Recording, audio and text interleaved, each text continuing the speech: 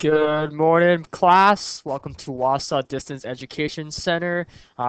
This is PLARHG History and Geography. Once again, my name is Jonathan. I am your teacher for this course.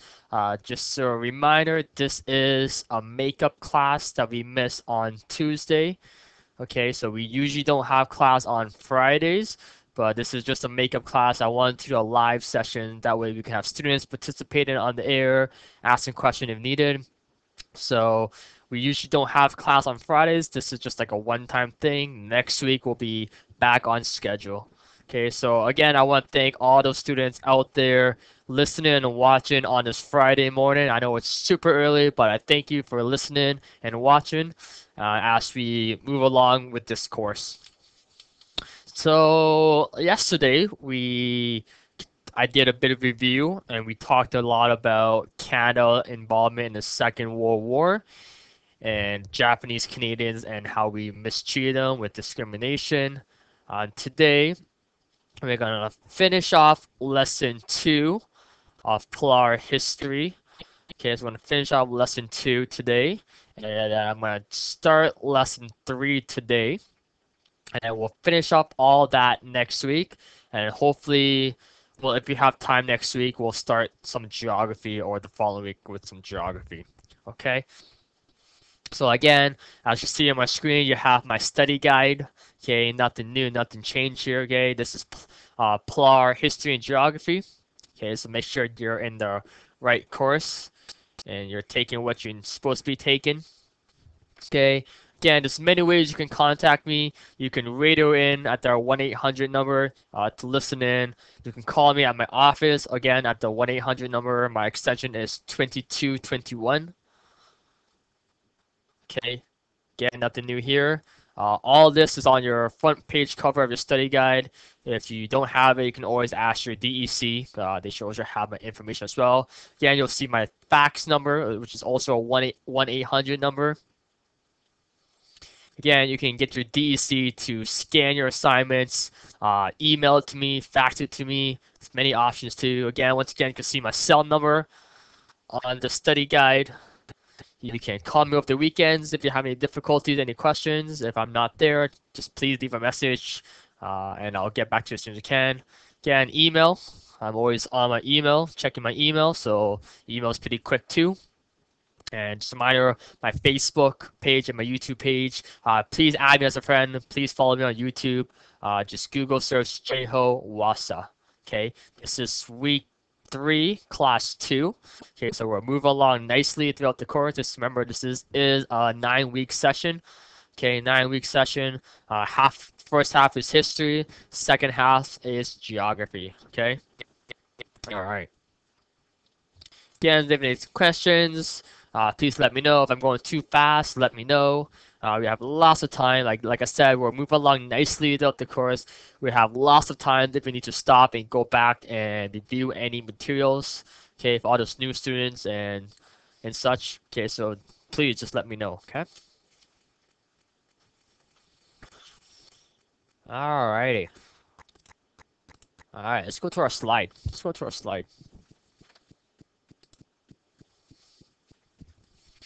So as you can see, last class we started looking at after the war.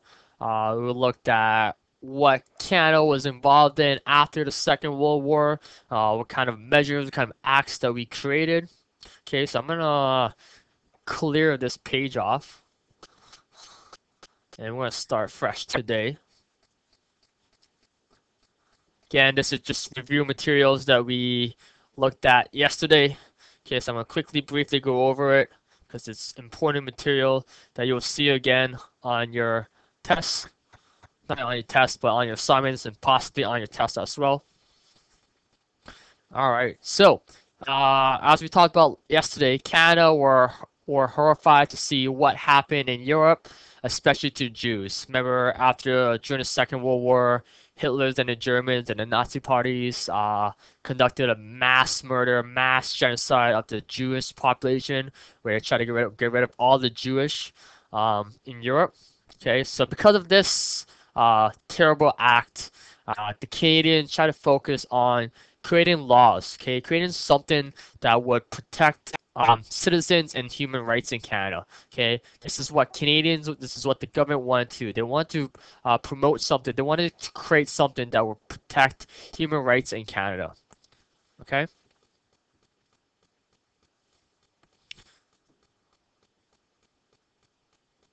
They want to protect human rights for Canadian citizens so that the Holocaust, okay, so that the Holocaust would never happen again.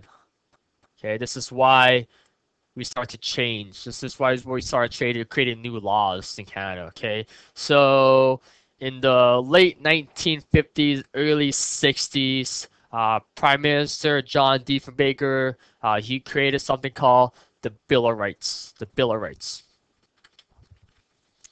I'm gonna put that in green. The Bill of Rights. Okay, so what the Bill of Rights was that it was an act, it was a measure that protected human rights. Okay, this was the start of change, start of protecting human rights. However, as you recall from last class or yesterday, the Bill of Rights is simply just a law. Just a law has just a simple other law that was just like any other law in Canada, basically. Okay, it was nothing really special. If your human rights or your fundamental rights as a citizen were violated, nothing could really be done because it was just a law. Okay, it was just a law.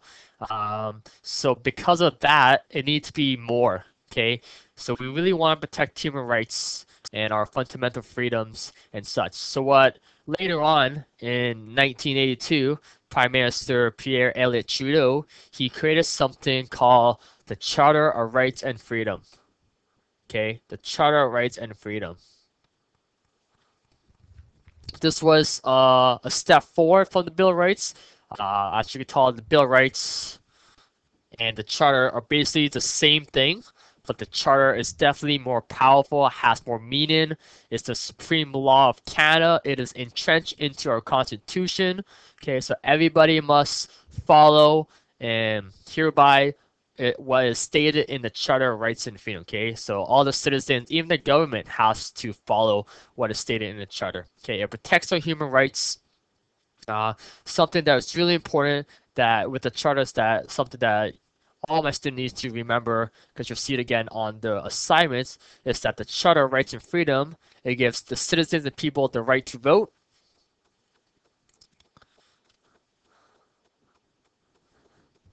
Okay, you have the right to for election.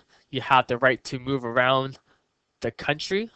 You have the right to life, liberty, and feel safe. You have the right not to be arrested. Okay, you can't be arrested without a reasonable cause. Okay, so the police can't just arrest you. Okay, you have a right to a fair trial. So if you do get arrested, you can go to trial and have a fair, go through all the process. Okay, people will not be discriminated against. Okay, so remember how we talked lots about discrimination, about people of race, ethnicity, people of different color, different background. Okay, we talked all about that in the early 1900s. How different people were discriminated, lots of racism, they weren't treated fairly.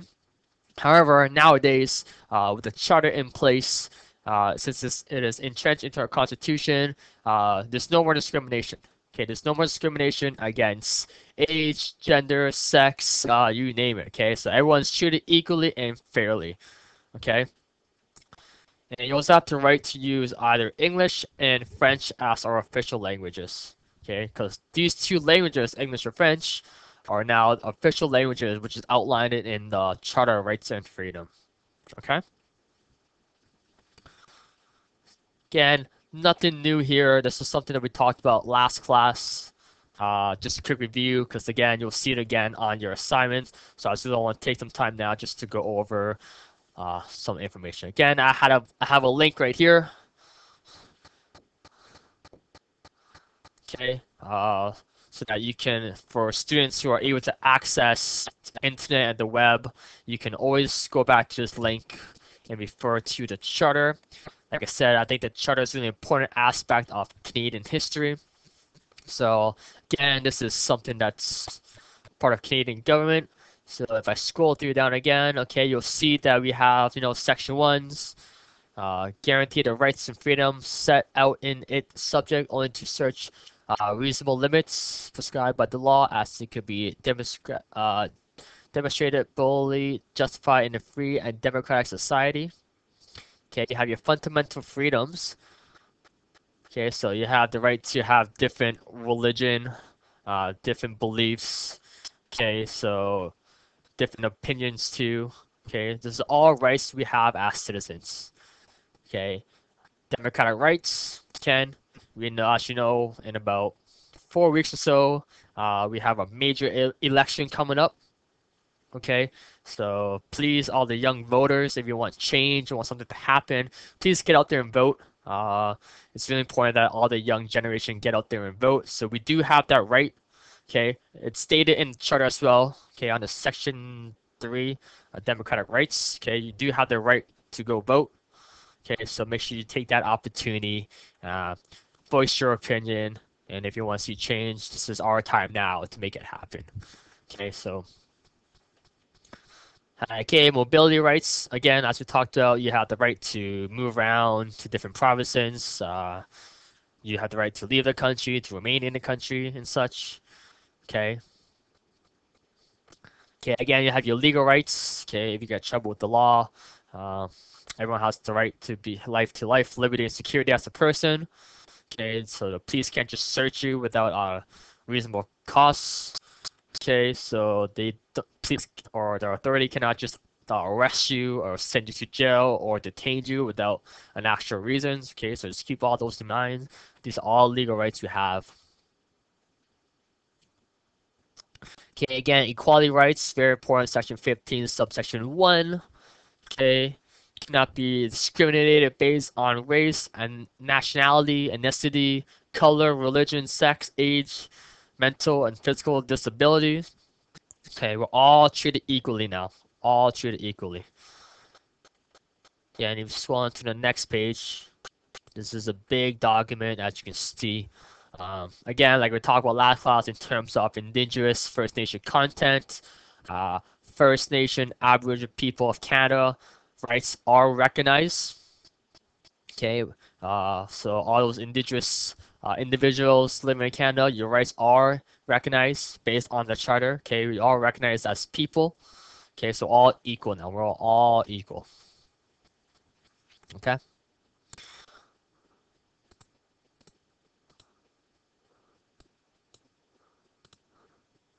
Alright, so that's just a little snapshot of the charter. Again, if you have any questions about the charter, please let me know.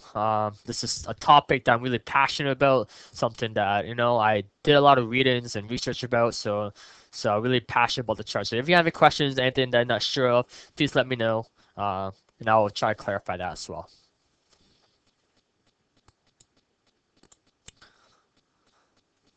Alright, so moving along. Again, if you're unable to participate or go to your learning center on this Friday morning, that's okay. Again, like I said, I always post my lessons onto my YouTube channel afterwards, so you can always go back, check it out, watch the videos again, watch the lessons again, see what you have missed, and go from there. Okay, I know some students I know that we have some brand new students in the course who have just registered, which is great. So thank you for signing up with WASA. You may be starting again from the beginning. Again, have any questions, please let me know. We also have some students who may be, way ahead of me, which is great too. Okay, like I said, all the information are outlined in your textbook.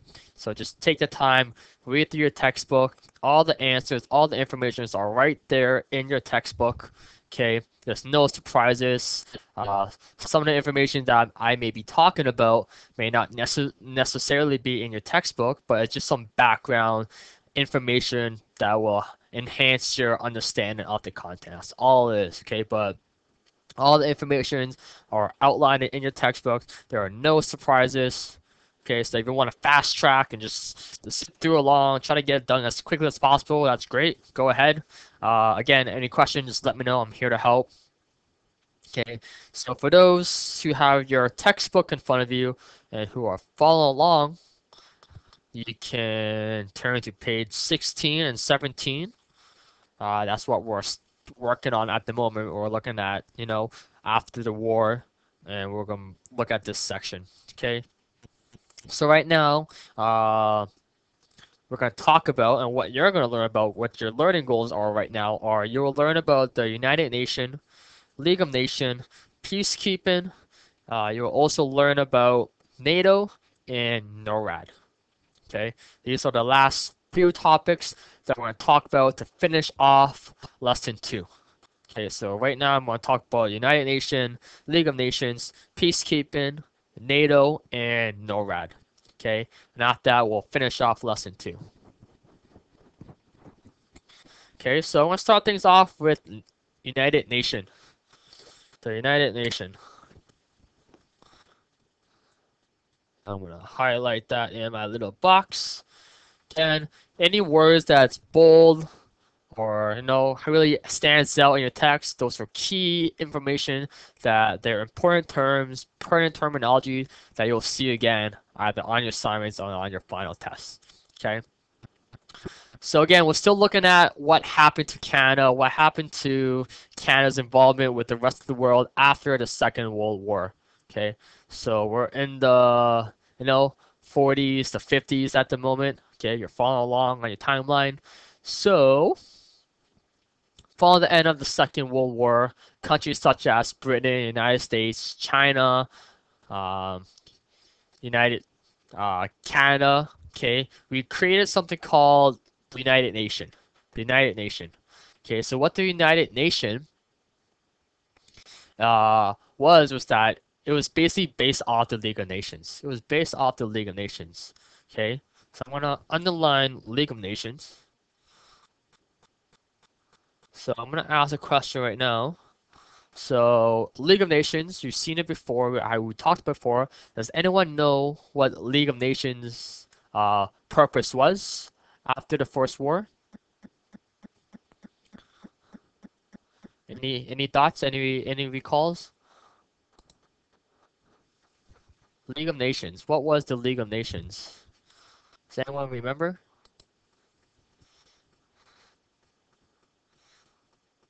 You talked about it. The League of Nations was created after the First World War for one particular purpose. Does anyone remember? Anyone remember? Any thoughts? Yeah, you can write your answer on my smartboard if you have that. If you're able to, you can shout out your answers if you can hear me, or you can type in your answer if you're on my little Bridget software smartboard technology. Okay, so there's many ways you can participate. But what was the League of Nations? Does anyone know what the League of Nations purpose was? Any thoughts? I'll give you about a minute or so to think about it before we move along.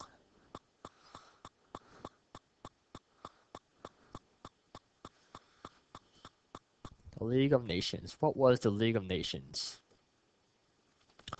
Well, the League of Nations was formed based off numerous countries after the First World War, so that their purpose was to prevent further chaos, further war, prevent further conflicts from happening. Okay, so it wasn't successful. Okay, the League of Nations wasn't successful. Therefore, the United Nation was created, and the United Nation purpose, the main function, the same thing. Okay, it's a new organization that was created again with many other nations, countries to prevent war. Okay, same thing, same thing. Main function of the United Nations is to prevent war. Okay, we don't want any more future chaos. Okay. We already had World War One. We already had World War Two. Okay, we don't want any more war conflicts, any more battles, any more wars. Okay, the also goal was to improve for the United Nations was to improve the quality of life in all nations and working towards human rights, protecting human rights of people all over the world. Okay. So again, like I said, we talked about similar to United Nations, what we talked about, but the UN, uh, United Nations. Okay, so the United Nations short form is UN. You can just call it UN. Okay, so the UN, again, their purpose was to prevent war. They wanted to improve quality of life in all nations and work for the human rights of all people. Okay, we want peace. We don't want any more conflict. Let's try to have peace in all the countries. This is what the main function of the United Nations was. Okay, so as I talked about, Canada uh, was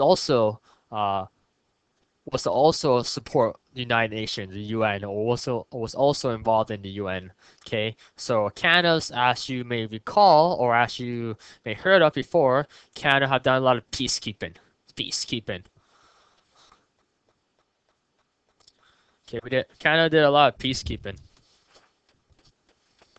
Okay, that's Canada's main function towards the UN. Okay, that's our peacekeeping is a major source of pride in Canada. Okay, we want to protect civil power, disaster relief, search and relief. Okay, so for example, if a country had a major earthquake, buildings falling down, people being hurt, lots of casualties. Okay, Canada and part of the UN, something that we would do is that we would go over and we would help out. And we would help out. Okay, we will go help out. So I can see from the little images right here, um, Canada's in a nation, helping out, giving aids, giving reliefs, people some support. I can see from this man's hat, had the UN on it. It goes holding the Canadian flag. Okay, this is something called peacekeeping. Okay, so Canada was saying peacekeepers to the nation to help support, maintain any conflicts that's happening, and just really reinforce the idea of protecting human rights um, and keeping peace. Okay, so that's a little about the UN or the United Nations. Okay, are there any questions about the UN and the United Nations? Okay.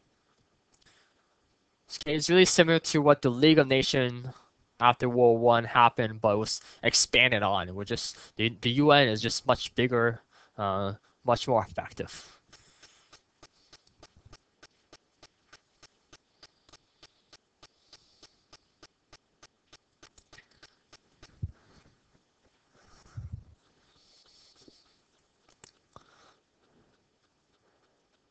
All right, I'm gonna continue on to the next slide then. All right, so now we're gonna talk about NATO. NATO. So we're gonna talk about NATO.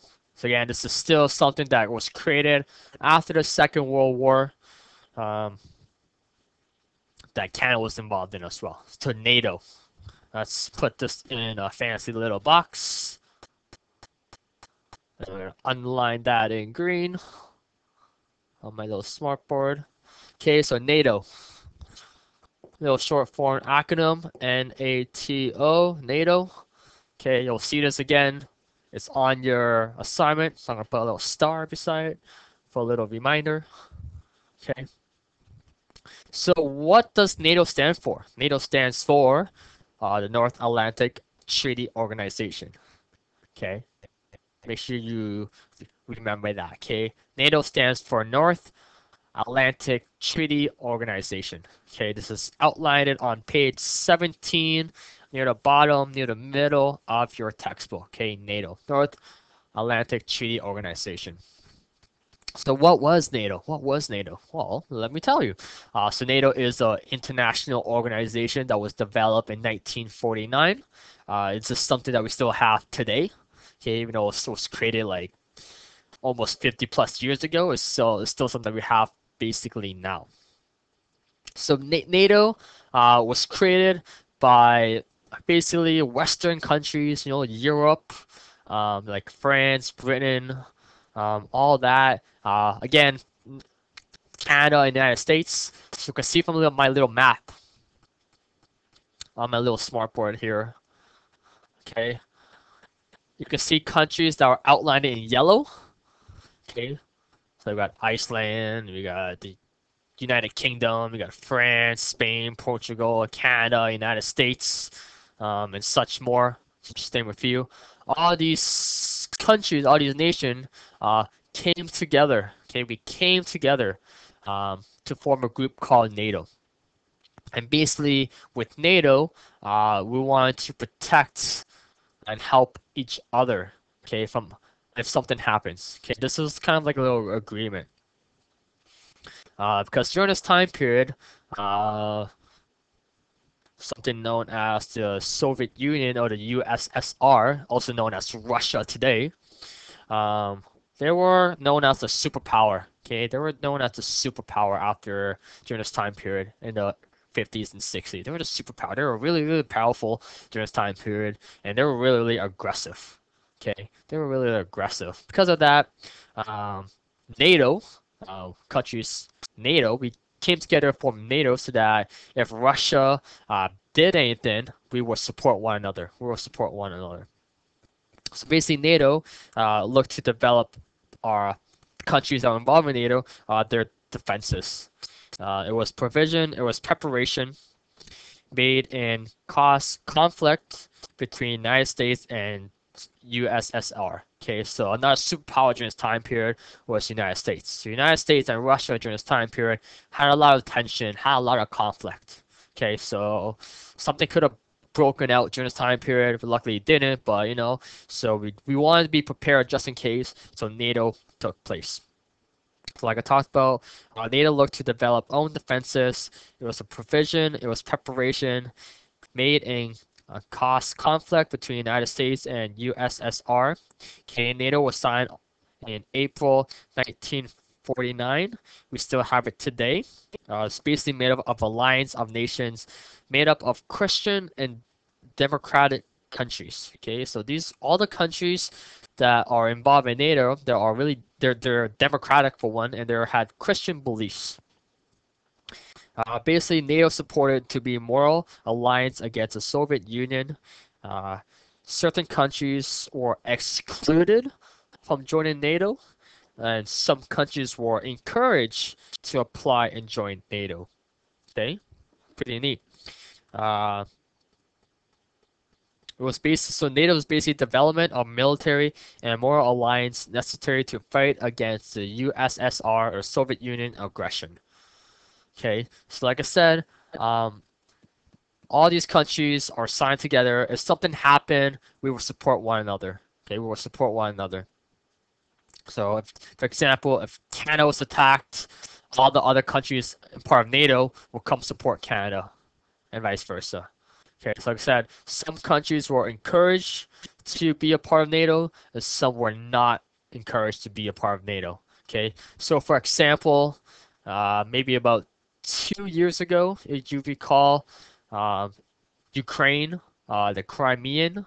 Remember that little conflict? How that was a lot of conflict and tension with Ukraine, the Crimean island, part of Russia. How Russia wanted to reclaim Crimea. So that's the little conflict that happened. So, like for example, Ukraine and was not a part of NATO. Okay, so if they were part of NATO and they went into conflict with Russia, that would mean that all the other countries in NATO would have to support that country and go into battle with like Russia. And we don't want that to happen. Okay, so that's why some countries are encouraged to apply and be a part of NATO, and some are excluded. Okay, we don't want them to be part of NATO. Okay, again, just some little background content to further your understanding about NATO. But what you really need to know about and remember about NATO is that NATO stands for North Atlantic Treaty Organization. It was developed in 1949 and basically says that if the United States or any other European countries that are part of the treaty are attacked, other countries will come in and help out and aid. Okay, so for example, again, if Spain was attacked by anyone, all the NATO uh, agreements, countries, and nations will come and support Spain, for example. Okay, that's NATO. That's NATO.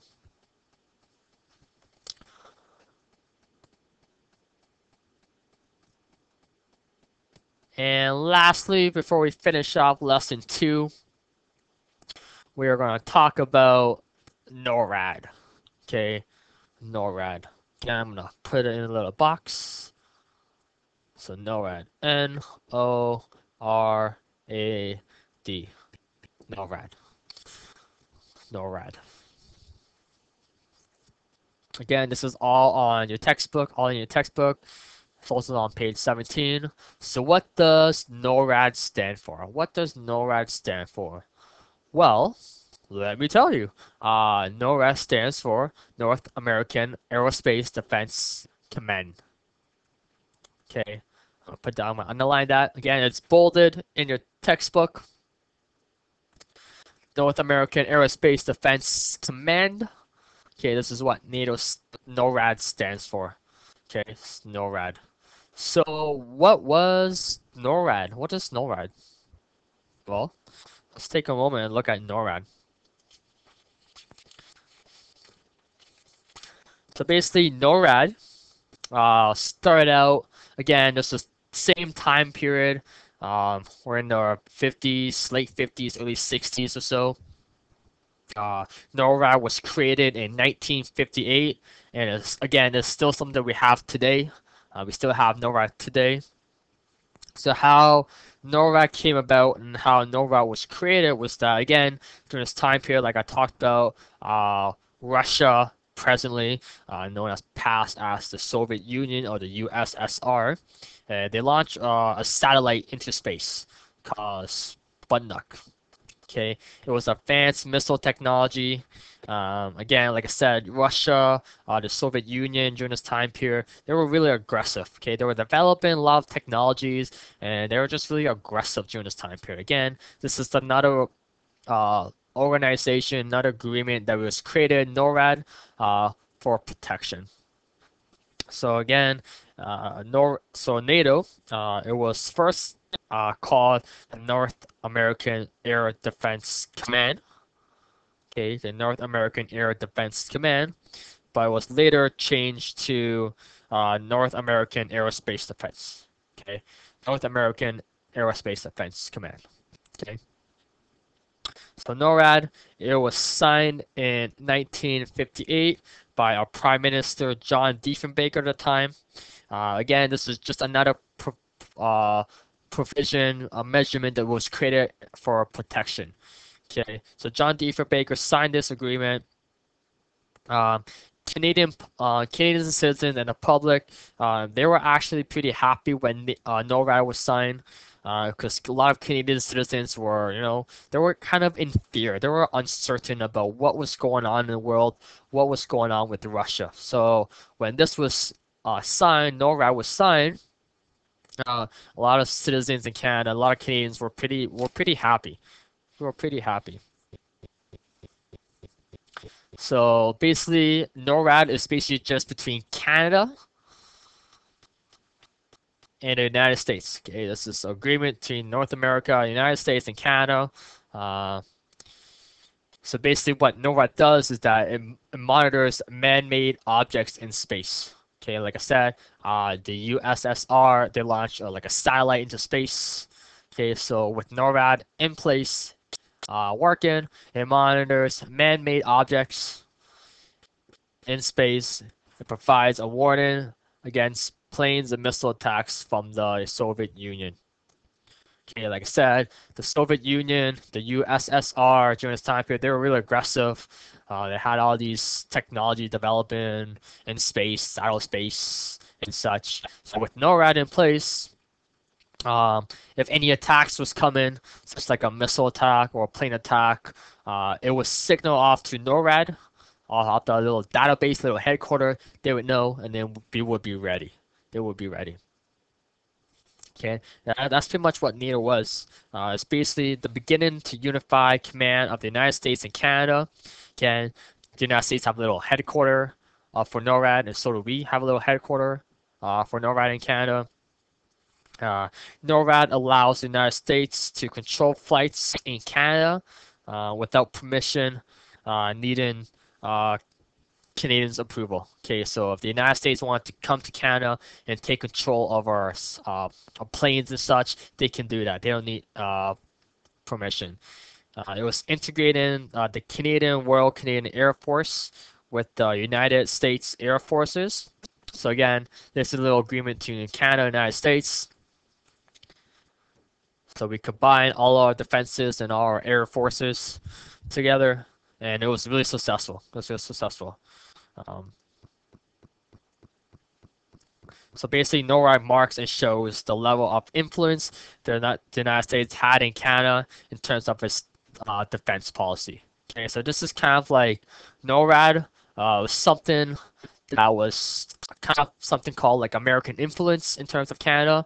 Okay, we're really influenced in terms of, you know, what was going on in the States. So this was kind of like United States in a way controlling what was happening in Canada. Okay, this is American influence in Canada. Because we gave up control and access to our defenses, our air defenses, mainly because Canada was really linked and strongly linked to the United States. That's basically what it was. Okay, so that's a little bit about NORAD. Again, a lot of background knowledge that I just mentioned, but what all my students, what my class really need to remember is that NORAD stands for the North American Aerospace Defense Command. Okay, and you need to know its purpose. And its purpose was to monitor man-made objects in space to provide a warning against plane missile attacks from the Soviet Union. Okay, those are the two main things that you really need to remember and need to recall on your assignments. Okay, so again, I'm going to put a little red star beside NORAD. NORAD.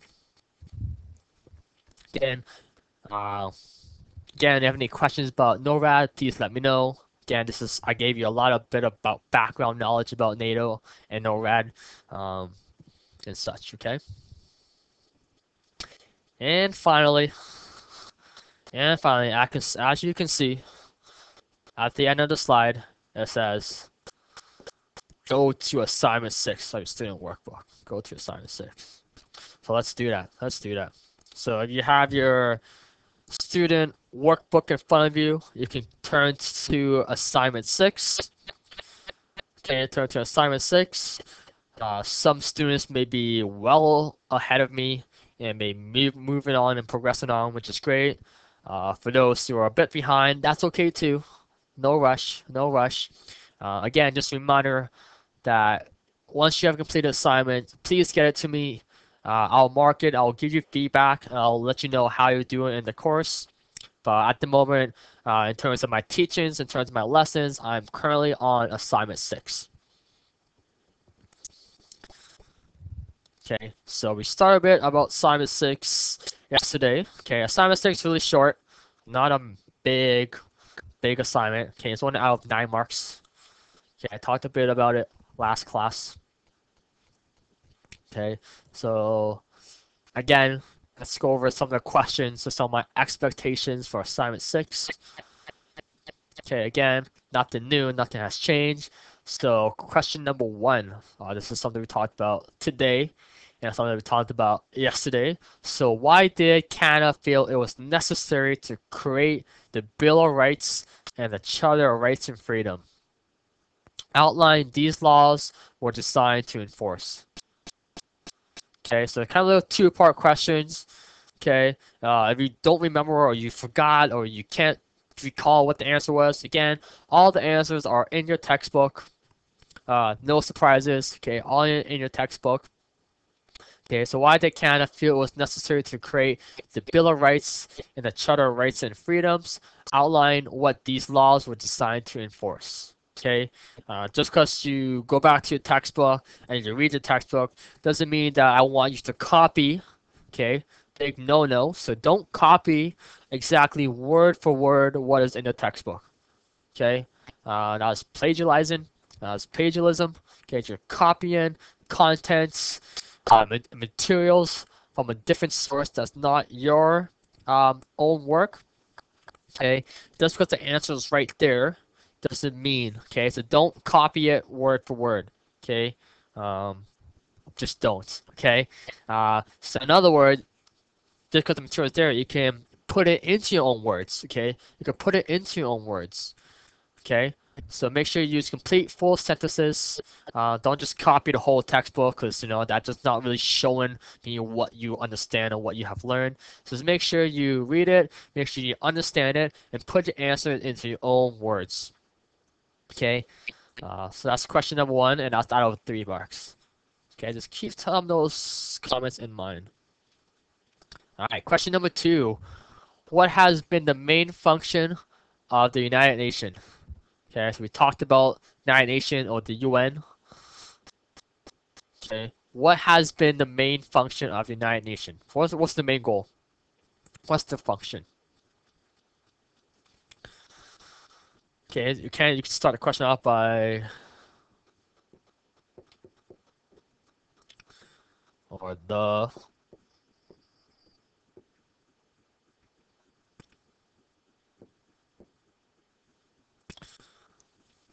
All right, let's try that again.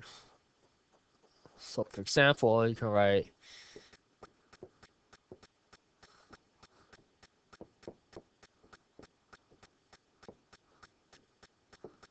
the United Nations main goal and functions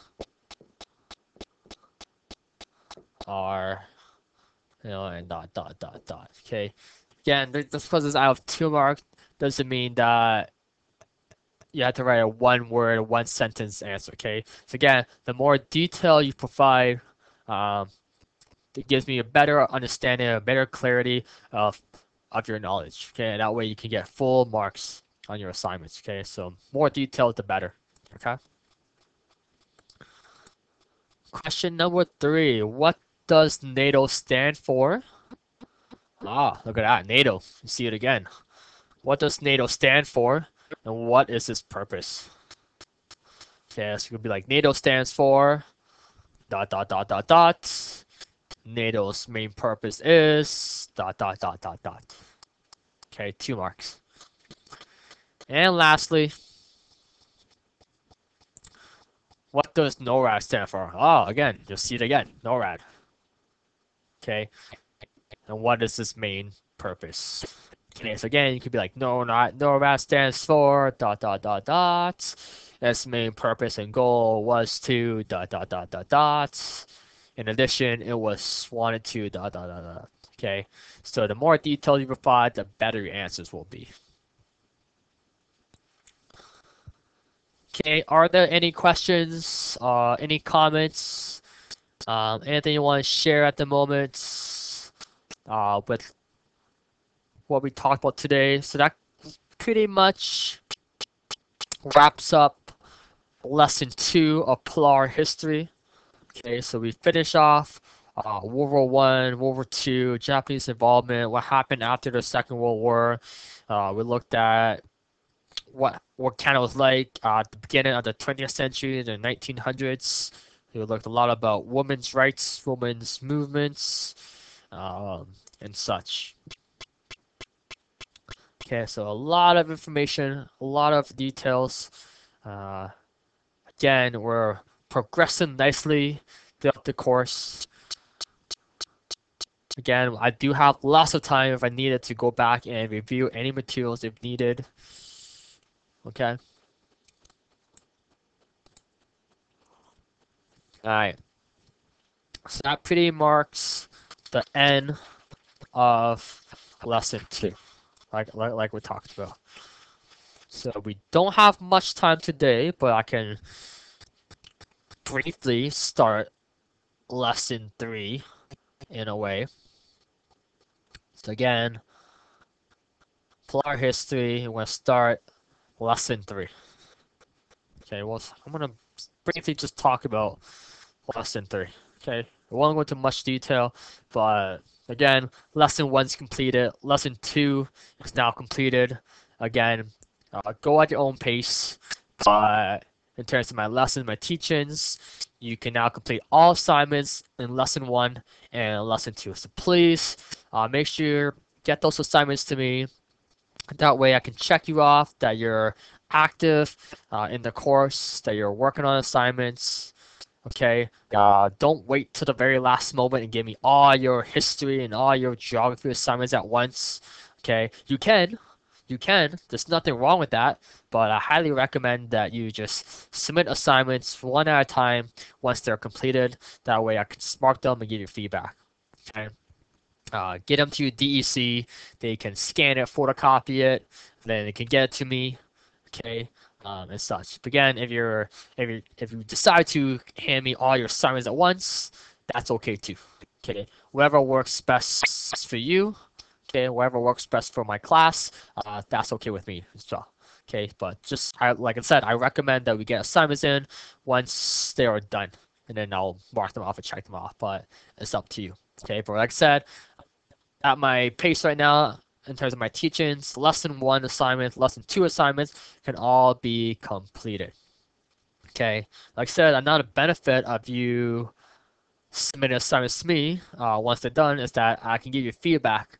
And if you have done not so greatly on one particular assignment or 2 particular assignments, I'll indicate it, and then I'll still give you some feedback, and then you can always resubmit your assignments, and I can improve your mark. Okay, that's an option of you getting me in your work and submitting assignments. Okay, so just because you submit something to me doesn't mean it's final.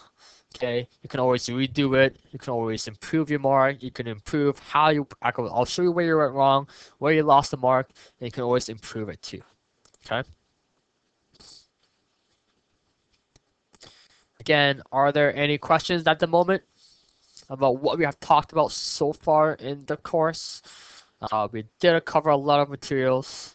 Don't really want to start lesson 3 in much great detail today because we did cover a lot.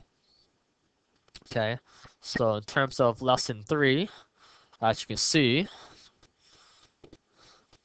we're looking at the 60s to the 21st centuries. Okay, 2 main topics that or 2 major areas that we're gonna cover in lesson 3 is that you're gonna talk about the Quiet Revolution.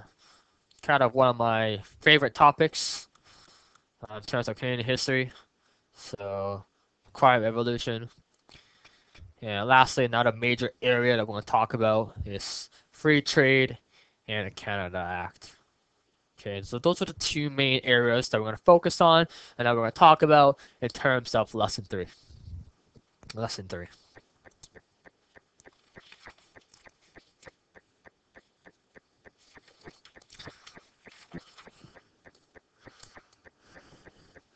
Alright, so I'm gonna kind of pause it here for today. So like I said, I don't want to get into much great details about lesson 3 just yet because there's lots of materials. But what I can do now is that I can share to you what was kind of like in the 60s. Okay, I can talk about what was kind of like in the 60s.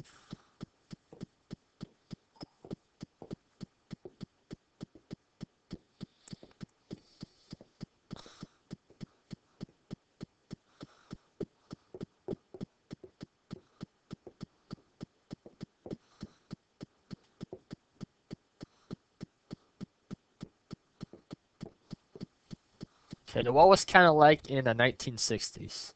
Okay, so I can give you some bit of background content of what Canada was like during this time period, and then next week, week 4. Okay, so next week we're back to our normal schedule, normal time. Okay, so again we'll be back again next week on Tuesdays and Thursday at 9 a.m. Central Time for an hour. Okay, we'll do some live. I'll be on live on there. We can participate, ask questions, engage, have some fun, and such. But again, this is just a makeup class today. And we usually don't have class on Fridays, but this is just a makeup class that I couldn't make on Tuesday as I was in Sandy Lake. Again, again, back to our normal schedule next week. If there's any changes to any schedule, I will let you know. Okay, I'll inform the class. I will post it on my Facebook page status. That's why it's important to, if you can, have internet access to add me as a friend on Facebook. That way you can read all my status updates. Okay. So I'm gonna pause for a bit. I'm gonna integrate some First Nations, Indigenous, Aboriginal content. Okay, so again, like I said, one of my goals throughout this PLARHG history course was to engage and integrate as much Indigenous content as much as possible. Okay, First Nation history is really important in terms of Canadian history as well. So I think it's really important that we understand both sides of the spectrum. So let's do a backtrack a bit. Let's do a bit of backtrack. So what was First Nations like in the 1940s? Okay, we'll go back to the 40s. The 40s. So in terms of the 40s, the Canadian government they ignored treaty promises. Um, they seized all reserve lands. The population was transferred. Band member lists were revised. Okay, this is what was happening in the 40s. Okay, that's similar to what we talked about in terms of what was happening in the Second World War. Okay, a lot of discrimination, a lot of unequal treatment. This is the same thing, not just with the Jews and the Japanese. First Nations race was also kind of mistreated because their treaty promises were ignored by the Canadian government. But however, in the 1950s, we start to see a change. Start to see a change. So in the 1950s, in terms of the First Nation content, was that band council were given more authority. Okay, so starting in the 1950s, band council members were given more authority. First Nation women could vote in band council elections. Okay, like I said, there are a lot of issues and conflicts in terms of the right to vote in terms of women. Women couldn't really officially vote until the 1918 for all Canadian women's. Uh, but I think it was not until like the 1940s and 1960s were officially when First Nation women can actually vote in terms of federal and provincial elections. But in the 1950s, women could vote in band council elections. In the 50s, freedom of spiritual celebrations were recognized. First Nation men could retain Indian status and Canadian citizenship at the same time. Okay, this is first time in the 1950s that First Nation Indigenous men could retain Indian status and Canadian citizenship at the same time. Before, this couldn't happen. And also in the 1950s, First Nation Indigenous children could attend provincial schools. They could attend provincial schools. Okay, so in the 50s, you start to see a bit of a change, start of improvement of how the Canadian government and how Canadian society started to treat First Nations culture in a way. So it's also a bit of improvement. Okay, it's a bit of improvement. Yeah, actually, what was Canada like in the 60s? I'm gonna stop that question for today. I'm gonna answer that question next week. So something for you to think about over the weekend. But again, so next week, week 4, class 1 on Tuesday, 9 a.m. live. Okay, I'm gonna talk about the 60s. I'm going to talk about the Quiet Revolution. Again, this is a topic that I really enjoy, so I got a lot of good materials to share. However, continue to please work on those assignments. There's lots that can be done. Again, please get them to me as soon as you can once they are done. Okay. I think that's it for me today. Again, if there's any questions, I'm going to be here for like a minute or so. If there's any questions, please let me know, and I can answer questions live. Okay, again, you can reach me, call me, email me, and such. Okay? If there's any questions, please let me know. Other than that, again, please work on those assignments. Um, enjoy your weekend. Again, thanks so much for tuning in on this Friday morning for listening to PLARHG History and Geography.